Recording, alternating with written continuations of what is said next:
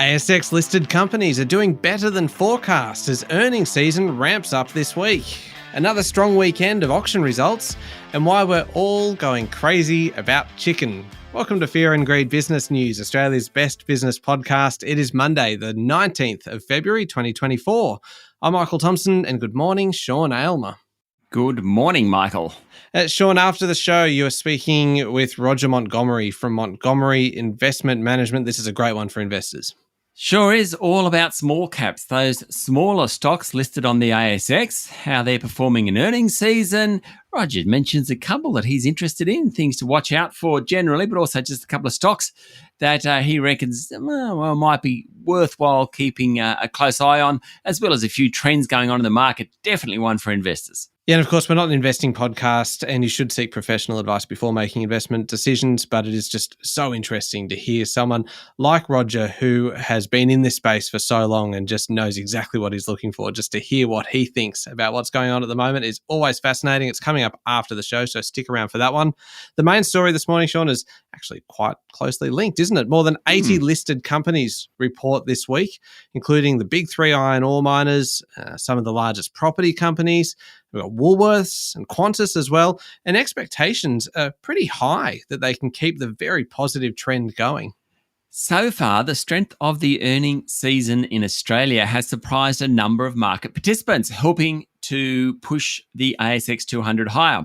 Of the roughly third of the ASX's big companies to have reported results so far, this is for the December half, 47% have been above what the market expected, while 34% have missed. As AMP's Shane Oliver said, so far, so good. This has ensured the S&P ASX 200 continues to trade close to all-time highs, even as interest rates are at levels not seen in more than 10 years. Investors expect profits will, overall, fall 5% this financial year. That's the financial year ended 30 June, led lower by the energy companies, and that's because of lower oil, coal and gas prices.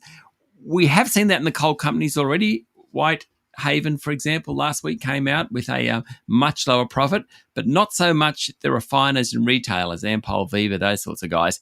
Financial service profits are supposed to be down a bit as well, and the rest are supposed to be flat. The surprise so far is definitely the retailers with better than expected profits. So far, just over half of companies have reported higher profits and just over half have upped dividends, but that's actually a bit lower than the norm. So maybe there's just a degree of caution around the place at the moment. So, Sean, we're in for a big week, a bumper week, really. And I'm probably going to ask you a question here that you are completely kind of incapable of answering. What's going to happen to the market this week? Oh. Yes, well, I wish I knew. Fair ask. I mean that in the nicest way possible, in that it's very hard for anyone to accurately predict the market. And it's really, Totally. As soon as I said it, that was one of those instances when I'm like, oh, that sounds like I'm really questioning Sean's ability here. I'm like, oh, well, you've said it now. Yeah. Well, look, a bunch of miners, so BHP, Rio Tinto, Fortescue Metals Group, the big iron ore miners, as well as other miners, are reporting. We have like property companies like Lendlease, Centre, Stockland. We have Nine Entertainment, Woolies, Qantas. They're all reporting this week. We're also, so in a week's time, not only will we know what happened to the market, because it will have happened, we'll also kind of get a better feel for what's going to happen over the next few months, because we're going to be, well and truly through the earnings season. And next week's a really big week as well, but we're just sort of well and truly on the way. It's also interesting to look at what's happening overseas as well, because the US is reporting, and on Thursday, Australian time, NVIDIA is reporting. Now, that is the hottest stock in the world at the moment, and NVIDIA is coming out. I don't know how it's going to meet expectations. Anyway, as to what the ASX 200 is going to do, I'm going to defer to Dr. Shane Oliver from AMP, because I reckon he knows a lot more about this than I do. He reckons easing inflation pressures, lower rates and prospects for stronger growth in 2025 should make for okay investment returns this year. However, with shares historically tending to fall during the initial phase of rate cuts, and there is still a risk of recession, if not in Australia, definitely in the US, and share market valuations are not really positioned for bad news, for recessions or geopolitical risks or anything. Like, prices are already high. It's likely that this year will be a pretty rough ride. That's according to Shane Oliver. Well, Sean, now I'll ask you a question that you will be able to answer with absolute certainty because it is in the past now. How did local markets finish up on Friday? I do know what happened there. So the S&P ASX 200 closed up on Friday 0.7% to 7,658 points, still running close to that record level. Commonwealth Bank had a good day. Woodside, Wesfarmers also had a good day. Rio Tinto and Fortescue jumped. The biggest loser among the very large caps was Telstra. That fell 1%. The battery metals companies, including the lithium plays, did well. Not something I've been able to say much. The last couple of months, Liontown Resources was up 12%, Core Lithium, IGO, Pilbara Minerals, they all performed strongly. The reason Federal Resource Minister Madeleine King placed nickel on the government's critical minerals list in response to the escalating crisis around the industry in Western Australia. The decision will give hamstrung nickel companies the opportunity to access billions of dollars in Commonwealth funding. It demonstrates that the government is going to support some of those critical mining industries. Interesting one was Neuren Pharmaceuticals. Its share price finished down 14% after short seller Culper Research disclosed its short position in a company called Arcadia. It's a NASDAQ-listed company. Now, Arcadia is Neuren's US-listed drug licensing partner. Someone doesn't like Arcadia. That flowed through to Neuren. And what about international markets? What's going on? Well, Wall Street ended lower after another partial indicator suggested some inflation in the system. That's a couple of readings over the past week that have just suggested the pace of disinflation, so the speed at which it's falling, has just slowed somewhat. A lot of negatives here. Basically, inflation is not falling as fast as it was. That's what it's saying. For the full week, though, the S&P 500 lost 1.5%. Now, Wall Street's closed tonight in observance of President Day. In commodities markets, oil's higher, gold's back above $2,000 an ounce, and iron ore is steady, and the Aussie dollar is buying 65.3 US cents. Do you know anything about President's Day? No. I actually, to be honest, I never realised that it was an official public holiday in the US. Yeah, it's the third Monday in February, and it's kind of like all the bureaucracy closes down. That's always what I thought, but obviously there's something to do. Well, oh, hold on. No, I'm Googling as we're talking. Started with Washington's birthday. Oh. In 1885, the government decided to honour the first US President, George Washington, with his own federal holiday. There you go. Washington's birthday. Huh. His birthday is actually the 22nd of February, but it's celebrated on the third Monday of the month for some reason. Sean, one very quick thing, not related to President Day at all. Yeah. You know, somewhere where your knowledge is not just not being kind of criticized, but actually being welcomed and applauded is on Instagram and TikTok at the moment.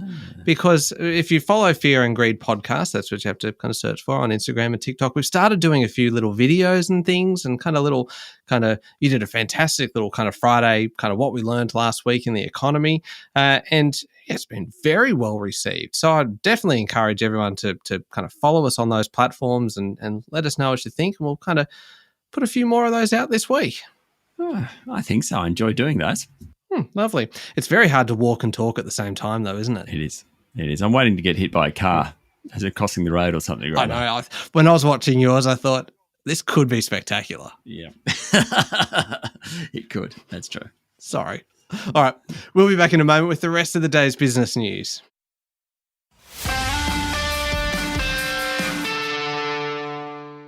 Sean, a second group of asylum seekers has turned up at a remote outstation north of the Aboriginal community of Beagle Bay, where a group of about 30 men was taken into custody by Border Force authorities on Friday. Yes, the undetected group of 13 men walked into the campsite of Penda Bay on Western Australia's remote Dampier Peninsula on Friday afternoon. They were bailed up by the owner's dogs, apparently. Now, Penda Bay is about 51 kilometres by road north of Beagle Bay, where the first group was given shade and water by locals at about 10 a.m. on Friday morning. The second group spent 2 hours at the camp with its Aboriginal occupants, who tried to calm them and assure them they were safe. WA police arrived late in the afternoon. This means the total number of asylum seekers discovered on the state's north coast on Friday is not the 30 that we thought, but more likely 40.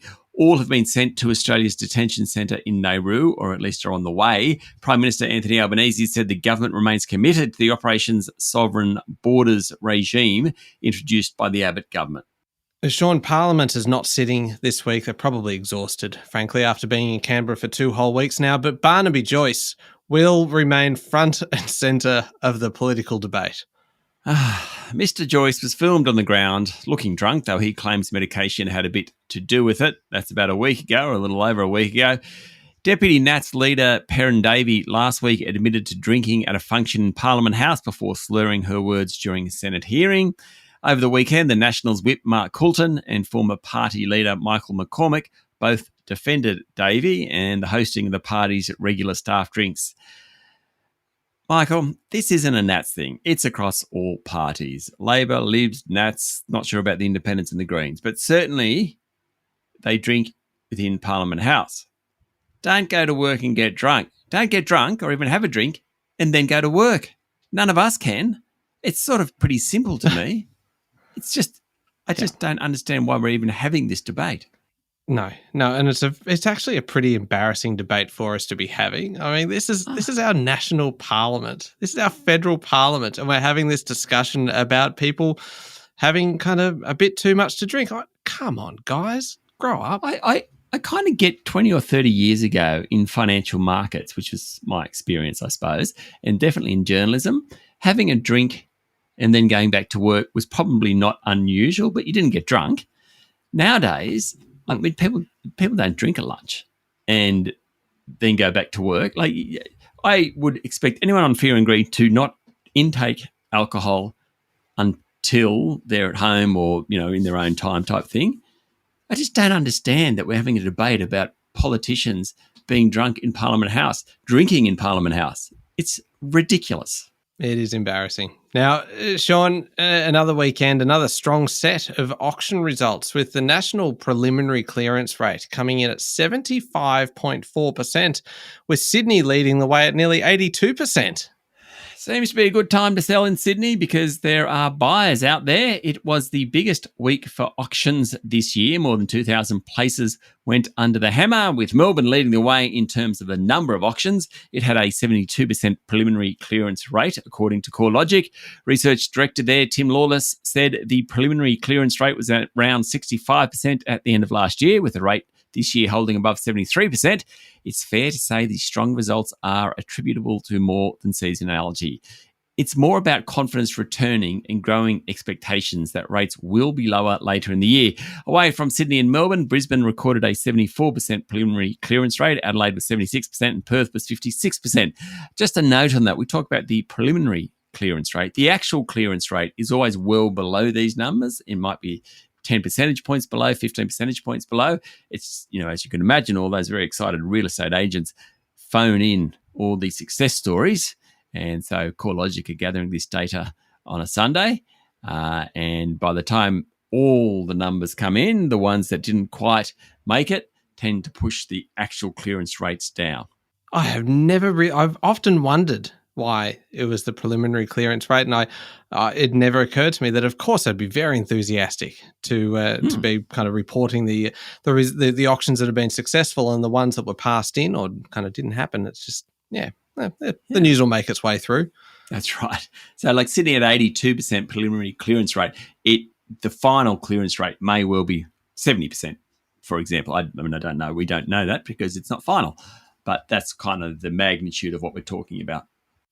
Now, Sean, this next story I'm sure has nothing to do with the fact that you have a trip to Bali coming up in about 6 weeks or so, but nothing. Now, but coincidentally, Indonesia has replaced New Zealand as the top destination for short-term trips overseas for the first time since records began nearly half a century ago. Yeah, clearly I'm not leading the way here. I'm just one of millions. In fact, around 1.37 million Australians travelled to Indonesia last year compared to 1.26 who went to New Zealand. The vast majority of people heading to Indo, 86%, went for a holiday, according to the Bureau of Statistics, whereas the trips to New Zealand are more balanced between holidays and visits to friends and relatives.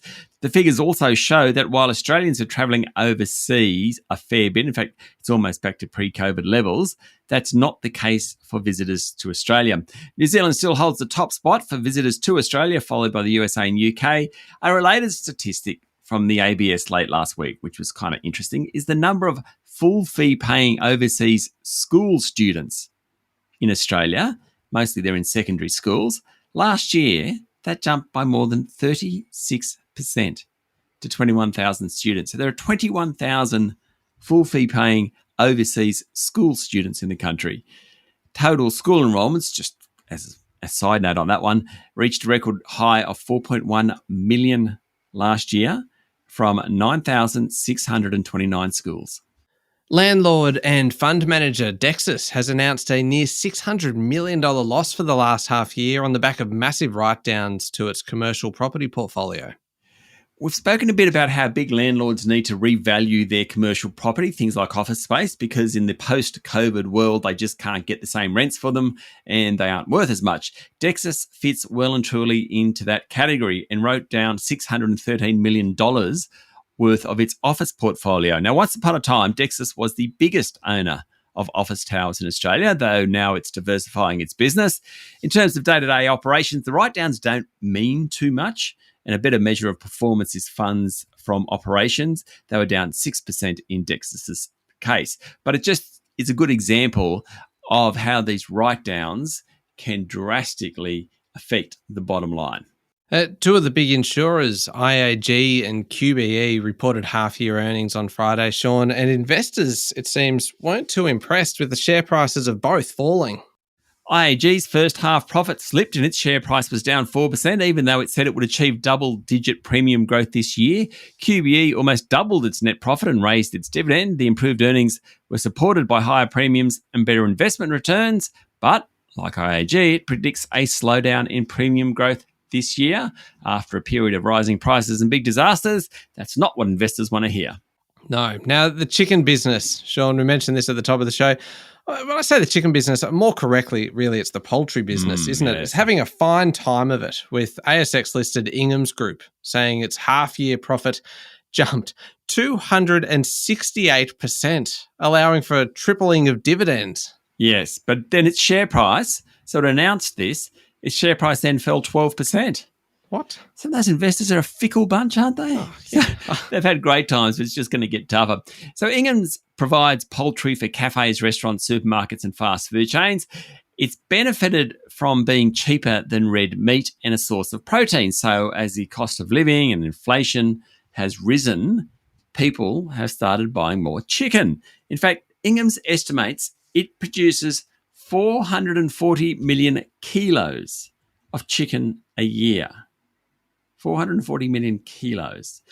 Within the poultry sector, there have been changes with higher sales in supermarkets and a decline in out-of-home channels like fast food. So people are cutting down not just from red meat to chicken, but the way they buy chicken is changing.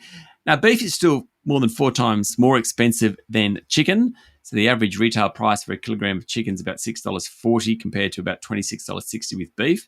Lamb's about $19, $14 for pork. That's according to data compiled by agricultural consulting firm Episode 3. Hence, we're all buying more chicken. Okay, turning to international news now, and Alexei Navalny's allies have accused the Russian authorities of covering up his death and called it a state-sponsored murder as police arrested people attending spontaneous gatherings in his memory.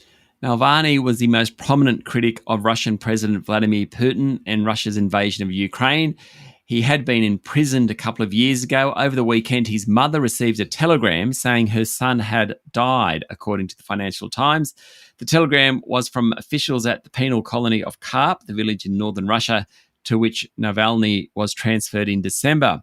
She was told he had died from, and I quote, sudden death syndrome, end quote. The death of the 47-year-old has triggered anger from Western leaders and Navalny supporters. They accuse Putin of being responsible. They've been placing flowers around the spot places where Navalny has been, and the authorities in Russia have actually been arresting them for doing it. Very, very scary. Of course, Russia has an election very shortly. And Sean, Russian President Vladimir Putin has called the capture of Avdiivka an important victory after Ukraine's military chief over the weekend said his troops withdrew from the devastated town in the east of the country after months of intense combat.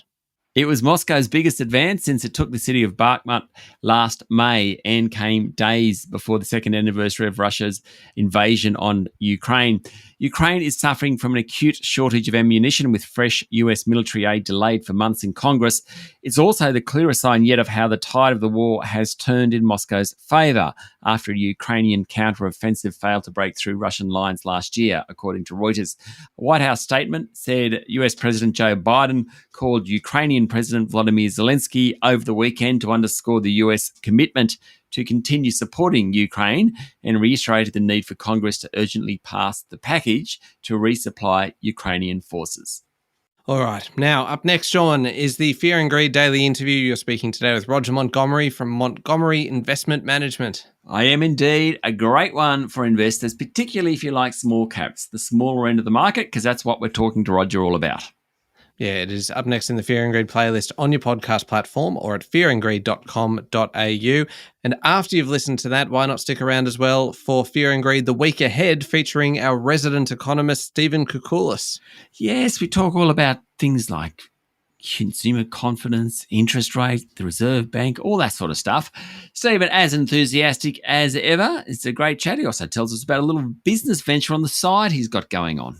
I was going to say that. I loved hearing him talking about his side hustle. It's well worth a listen just for that, actually, because you think he gets excited about the economy. Wait till he gets talking about this. It is a great conversation between you and Stephen, so stick around for that one too. Thank you, Sean.